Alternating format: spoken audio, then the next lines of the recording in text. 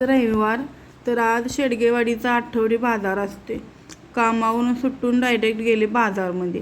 का तर गेल्या रविवारी माहेरी होते, त्यामुळं बाजार करायला काही जमलंच नव्हतं. घरातलं सगळं संपलेलं. तर म्हणलं पहिल्यांदा बाजार करून घ्यावा. तर कशाचं काय बाई, लय महाग होतं बघा सगळं. वांगी 10ला पावशेर किंवा 15ला पावशेर इथले, खरं आज 20 आणि 30ला पावशेर. मग सगळं फ्रेश होतं म्हणून म्हटलं जाऊ दे. मग इकडं जरा सुकी मासळी पण घेतली. कधीतरी नसेल आमटीला काय तर ते बरं पडतं जरा. मग तिथून बघा बाजार केला आणि घरी आले. तर आज लय कंटाळा आलेला मला, का तर माझं घर ते हॉस्पिटल जवळजवळ 1-1.5 किलोमीटरचं अंतर आहे. आणि त्यात बाजार म्हणजे म्हणलं की 1 तासभर पायपीटच असते. कारण निवडून पाकडून सगळं घेतल्याशिवाय बाजार काही केल्यासारखं वाटत नाही. आणि आपण काय फक्त गेलंय आणि एकाच ठिकाणी बाजार घेतला असं काय झालेलं नाही. तर आज बघा बाथरूममध्ये जायचं सुद्धा मला जीवा वाढलेलं, म्हणून आज बेसिनमध्येच तोंड वगैरे धुतले. मग नंतर फ्रेश झाले, कपडे बदलली आणि गाऊन इग्नोर करा, घरी मी गाऊनच घालते. मग पॅटीस आणलेला बाजारातनं, मग तो खात बसले.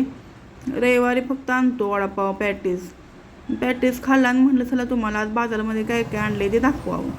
तर बटर आणलेली आठवडाभरासाठी लागतात.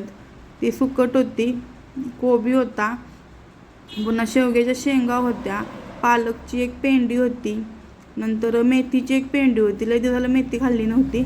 आणि पण पेंडी पण मस्त होती बघा, एकदम ताजी होती. 30 रुपयाला होती, पण आवडली आपल्याला. मग मेथीची भाजी, पुन्हा सुकट आणली, तुम्हाला सांगते मटकी आणलेली, मिरच्या आणलेल्या, राजमा आणलेला,